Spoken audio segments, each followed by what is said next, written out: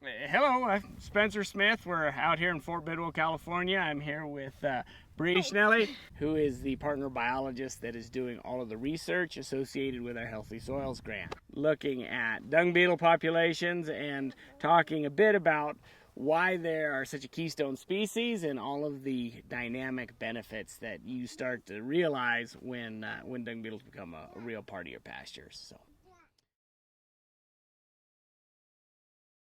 Dung beetles are a keystone species for, I think, all these terrestrial environments in terms of keeping that mineral cycle moving, right? So the quicker that we can get that dung pat re-interned into the soil profile creates that opportunity for those nutrients to more quickly be recycled into more vegetation. Once these dung pats have been decomposed or buried and put underground, also goes away the problems or the negative issues with parasites and pestilence and fly larvae and things like that. To the point where we haven't doctored any pink eye in this bunch of cattle in the last 4 years. We're looking at a number of different things in the study, one being a measure of biodiversity. If we have this diverse functioning system, it means we have greater productivity. So we've really found that over the years, as our dung beetle population has increased, so has the health and productivity of our pastures and our cattle. These particular type of dung beetles, we have all three types. So we have dwellers that live within inside and create their entire life cycle in the cow pat. We have the tunnelers that dig their tunnels directly below the dung pile, making that brood ball and burying it 18 inches, 2 feet deep. And then we have the rollers as well. Take their brood balls back to wherever it is that they need to have them and create those benefits. I guess the brood ball itself is pretty interesting. So a dung pat is a 24-to-1 carbon to nitrogen ratio, but the brood ball itself is about 5-to-1, 7-to-1.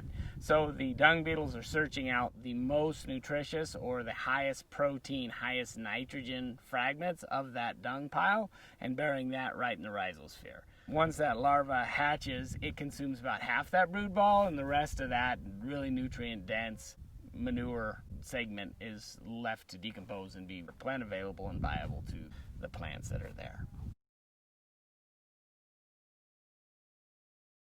The ranch went organic about 8 years ago.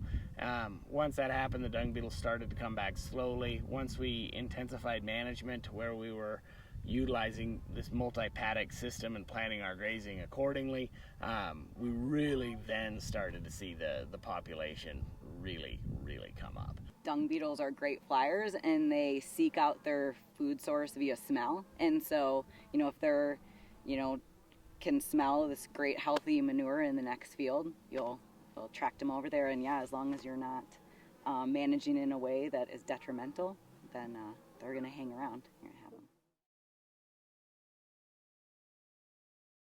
Typically in agriculture, producers spend a lot of time on parasite control, and parasites are a real issue when you're in a pasture situation to where you're in that pasture for a long enough time to where that parasite larva can hatch and then crawl up onto vegetation and be reconsumed by another cow. Now, if you're in a multi-paddock planned grazing situation to where you're not in any of these paddocks long enough for that to happen, you can break that parasite cycle rather quickly. When that happens, there's no need to utilize medicines that kill parasites. So if you're in a situation to where you feel like you do need to worm in the middle of winter, when the dung beetles are underground.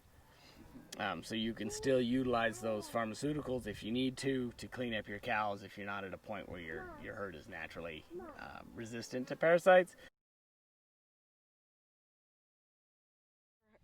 We're going to look at a couple different things. One, we're looking at just the species richness and how many different types of these dung beetles we have.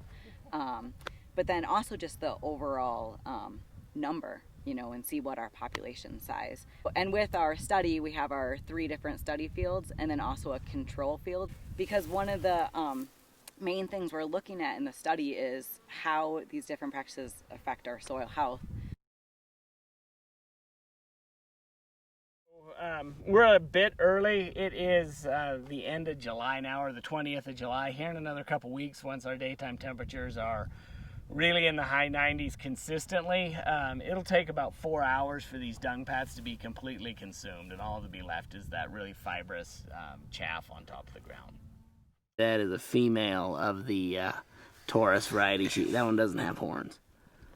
But these ones are tunnelers, so they'll make their brood ball and dig the hole directly underneath that pad. There's a little red-shelled dung beetle. But the tunnels can be, about a centimeter in circumference.